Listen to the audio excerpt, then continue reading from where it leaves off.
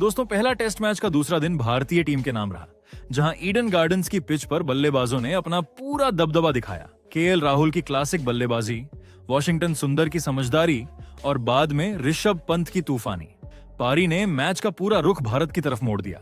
दूसरी ओर दक्षिण अफ्रीका की टीम भारतीय एक गेंदबाजी के सामने लगातार जूझती नजर आई। जसप्रीत बुमराह, जडेजा और कुलदीप की धारदार गेंदों ने विरोधी टीम को शुरू से ही दबाव में डाल दिया। दूसरे दिन का खेल रोमांच, उतार चढ़ाव और भारत के शानदार प्रदर्शन की मिसाल बन गया। दोस्तों, मैच का टॉस दक्षिण अफ्रीका ने जीता और पहले बल्लेबाजी का फैसला किया। उन्हें उम्मीद थी कि वे अच्छी शुरुआत करेंगे और मैच पर पकड़ बना पाएंगे, लेकिन ऐसा हुआ नहीं। दक्षिण अफ्रीका की टीम पहले दिन संघर्ष करती नजर आई। दक्षिण अफ्रीका की पूरी टीम महज 159 रन बनाकर आउट हो गई। 200 रन के करीब भी नहीं पहुंच पाई। सबसे ज्यादा रन ओपनर एडन मार्करम ने बनाए, जिन्होंने 31 रन बनाए। लेकिन कोई भी बल्लेबाज बड़ी पारी नहीं खेल पाया। इस पारी में कोई भी खिलाड़ी अर्धशतक भी नहीं बना सका। दूसरी ओर भारत के गेंदबाजों ने जबरदस्त प्रदर्शन किया। खासकर जसप्रीत बुमराह ने 14 ओवर गेंदबाजी कर मात्र 27 रन देकर 5 विकेट झटके। पहले दिन का खेल खत्म होने तक भारत ने एक विकेट खोकर 37 रन बना लिए थे। यशस्वी जायसवाल 12 रन बनाकर आउट हुए थे। दूसरे दिन भारत की टीम ने अपने स्कोर को एक विकेट पर 37 रन से आगे बढ़ाना शुरू किया। केएल राहुल और वॉशिंगटन सुंदर ने मिलकर बल्लेबाजी संभालनी शुरू की। दोनों ने बहुत ही संयम से खेलते हुए विकेट बचाए और रन बनाने की कोशिश की।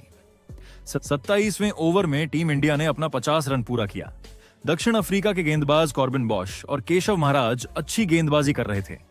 दोनों गेंदबाजों ने भारतीय बल्लेबाजों को दबाव में रखने की कोशिश की, लेकिन राहुल और सुंदर ने भी अच्छा प्रदर्शन किया। वे बीच बीच में चौके और छक्के लगाते रहे। खासकर वॉशिंगटन सुंदर ने महाराज की गेंद पर एक शानदार छक्का भी लगाया, जो दर्शकों के बीच चर्चा का विषय बन गया। लेकिन इसी के बाद एक बड़ा झटका लगा। वॉशिंगटन सुंदर अगले ही ओवर में आउट हो गए। ये विकेट हेमर ने लिया। हेमर ने अपनी पहली 2 गेंदें बहुत अच्छी फेंकी।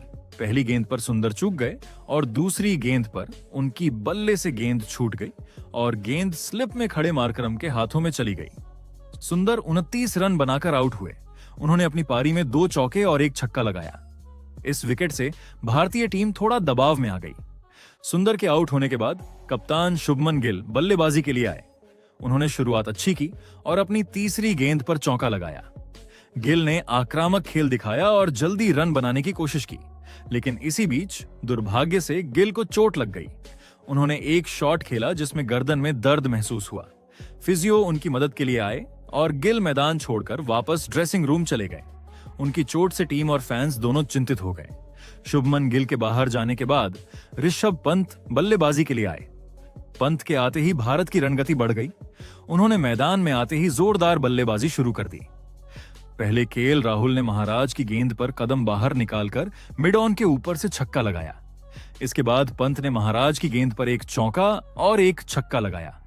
दोनों बल्लेबाजों ने मिलकर टीम को मजबूत स्थिति में पहुंचाने की कोशिश की, लेकिन फिर 40वें ओवर में महाराज ने वापसी की। उन्होंने केएल राहुल को आउट कर दिया। राहुल 39 रन बनाकर आउट हुए। उन्होंने 4 चौके और 1 छक्का लगाया था। राहुल का विकेट गिरना भारत के लिए बड़ा झटका था। ऋषभ पंत ने अपनी बल्लेबाजी जारी रखी और अपनी टीम के लिए रन बनाने की पूरी कोशिश की। उन्होंने महाराज की गेंद पर 1 ओवर में चौका और छक्का लगाया, जिससे दर्शकों का उत्साह बढ़ा। लेकिन 45वें ओवर में कॉर्बिन बॉश ने पंत को आउट कर दिया। पंत 27 रन बनाकर आउट हुए।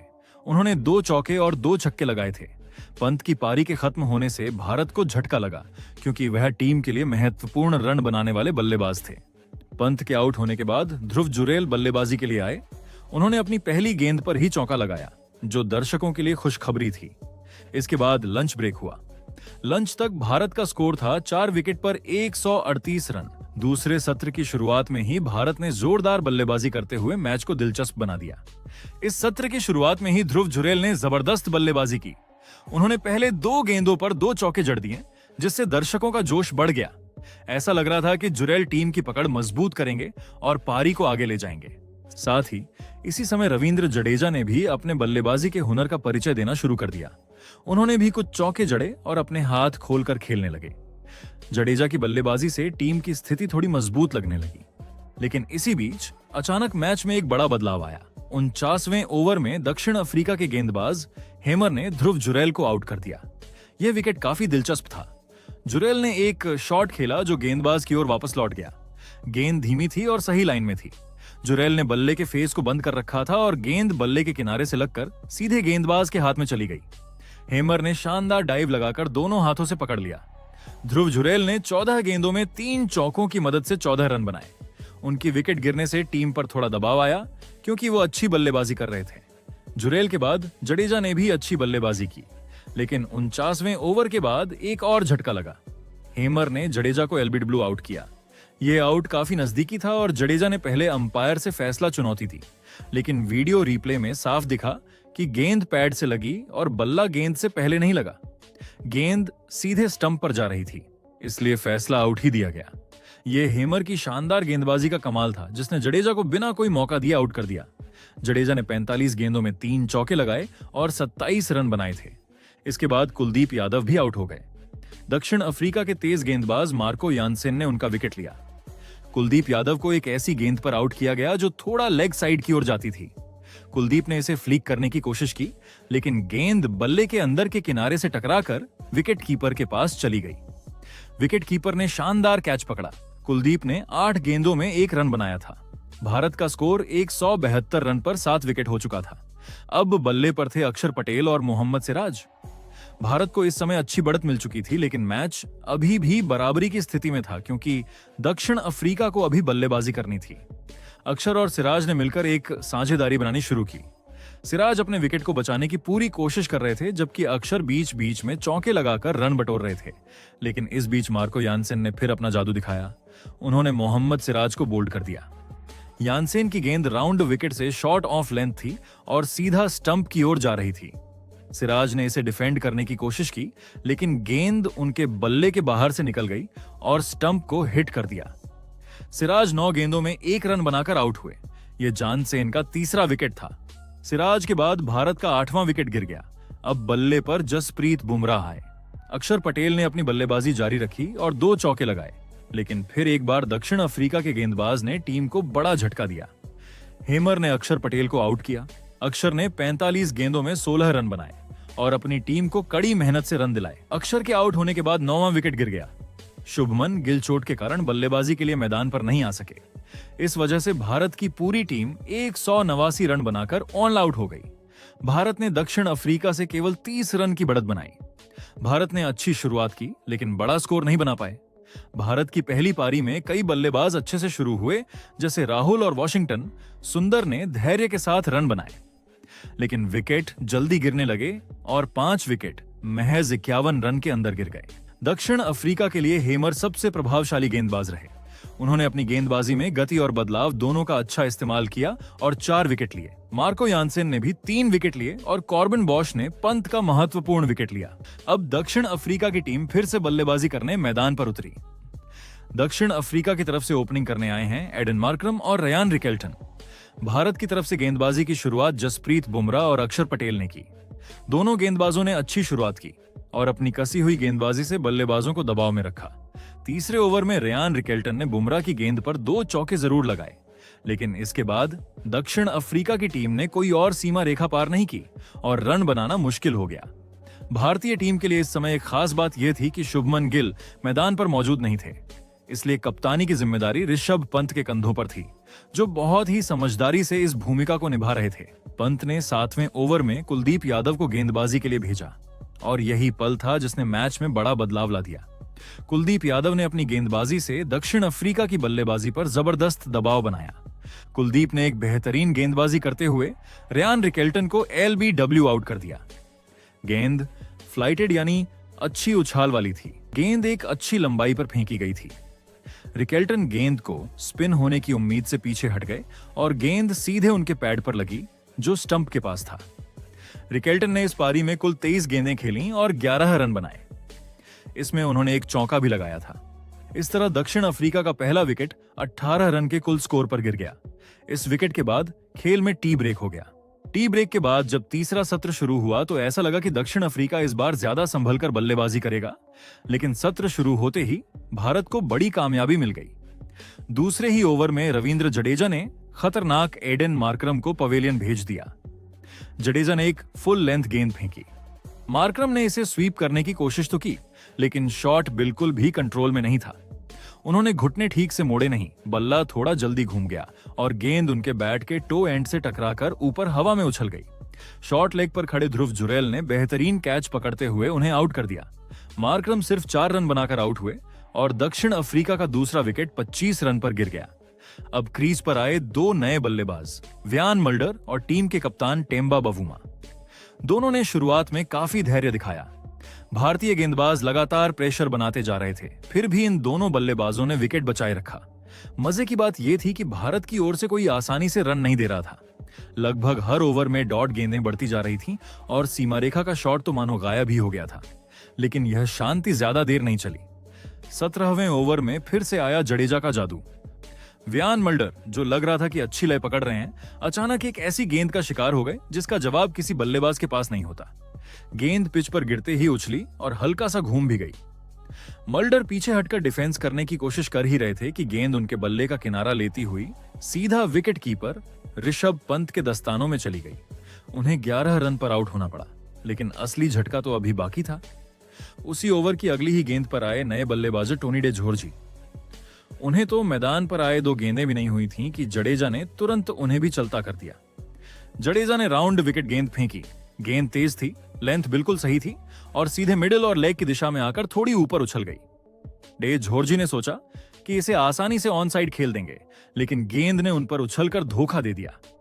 गेंद उनके दस्ताने और जांग से लगकर शॉर्ट लेग पर खड़े जुरैल की ओर लपकी और जुरैल ने फिर से बेहतरीन कैच पकड़ लिया। डे जोर्जी सिर्फ 2 रन बनाकर आउट हो गए। अब दक्षिण अफ्रीका का स्कोर था 40 रन पर 4 wicket. Aiden Markram, Rickelton, Mulder, de Zorzi चारों पवेलियन में और इनमें से 3 विकेट सिर्फ जडेजा के खाते में। ईडन गार्डन्स की पिच पर जडेजा मानो दक्षिण अफ्रीका पर अकेले ही भारी पड़ रहे थे। दक्षिण अफ्रीका की उम्मीद अब नए बल्लेबाज ट्रिस्टन स्टब्स पर टिक गई थी। उन्हें किसी तरह साझेदारी बनानी थी और टीम को संभालना था। लेकिन जडेजा की गेंदबाजी आज किसी तूफान से कम नहीं थी। 23वें ओवर में जडेजा ने फिर करिश्मा दिखाया। उन्होंने गेंद को थोड़ा चौड़ा एंगल से फेंका, जिससे गेंद हवा में अंदर की ओर बहाव लेते हुए आई। स्टब्स ने सोचा कि वे शायद इसे आसानी से खेल लेंगे, लेकिन गेंद ने पिच पर गिरते ही तेजी से घूमकर उनके ऑफ स्टंप की ओर रुख कर लिया। स्टब्स बैकफुट पर थे। उन्हें लग रहा था कि उन्होंने एंगल कवर कर लिया है, लेकिन गेंद उनके बल्ले को चीरती हुई सीधी टॉप ऑफ स्टंप उड़ा ले गई। स्टब्स हक्का बक्का होकर पीछे मुड़े, जैसे यकीन ही ना हो कि गेंद इतनी खराब लग रही पिच पर इतनी घातक तरीके से घूम सकती है। लेकिन जडेजा की गेंदबाजी आज किसी जादू से कम नहीं थी। स्टब्स 5 रन बनाकर बोल्ड हो गए और जडेजा ने अपना चौथा विकेट झटका। अब दक्षिण अफ्रीका का स्कोर था 60 रन पर 5 विकेट। 60 रन पर आधी टीम आउट होने के बाद दक्षिण अफ्रीका पूरी तरह से दबाव में आ चुका था। अक्षर पटेल ने इसके बाद दक्षिण अफ्रीका को एक और बड़ा झटका दे दिया। काइल वेरेन ने बिना वजह जोखिम भरा शॉट खेलकर अपनी विकेट गंवा दी। अक्षर की सीधी विकेट टू विकेट फेंकी गई गेंद पर वेरेन घुटनों के बल नीचे आए और एक जोरदार स्विंग लगाने की कोशिश की, लेकिन उनका बल्ला गेंद से काफी दूर रह गया। शॉट पर बिल्कुल कंट्रोल नहीं था और गेंद सीधे मिडिल स्टंप उड़ा गई। वेरेन 16 गेंदों में 9 रन बनाकर बोल्ड हुए। इस तरह दक्षिण अफ्रीका का स्कोर 75 रन पर 6 विकेट हो चुका था और टीम और ज्यादा दबाव में आ गई। अब क्रीज पर आए मार्को यानसेन, जिन्होंने आते ही अक्षर पटेल की गेंद पर लॉन्ग ऑन के ऊपर से एक शानदार छक्का झड़कर दबाव थोड़ा कम किया। ये शॉट टीम के लिए राहत जैसा लगा, लेकिन भारतीय स्पिनर अक्षर और जडेजा लगातार दक्षिण अफ्रीका के बल्लेबाजों पर शिकंजा कसकर रखे हुए थे। रन बनाना बेहद मुश्किल हो चुका था और हर ओवर टीम इंडिया के पक्ष में जाता दिख रहा था। यानसेन थोड़ी देर तक टिके रहे, लेकिन ज्यादा देर तक भारतीय गेंदबाजी के सामने टिक नहीं सके। इसके बाद गेंदबाजी करने आए कुलदीप यादव, जिन्होंने आते ही मैच में एक और बड़ा मोड़ ला दिया। कुलदीप ने यानसेन को एक शानदार रणनीति से आउट कराया। पंत ने कुलदीप से राउंड विकेट गेंदबाजी करने को कहा, जिससे एंगल बल्लेबाज के लिए मुश्किल हो गया। कुलदीप को यानसेन ने स्लॉग स्वीप खेलने का प्रयास किया, लेकिन टाइमिंग बिगड़ गई और गेंद बल्ले के टॉप एज से लगकर विकेट कीपर पंत के पास से निकलते हुए स्लिप में खड़े केएल राहुल के हाथों पहुंच गई। राहुल ने बाईं तरफ डाइव लगाकर बेहतरीन कैच पकड़ा।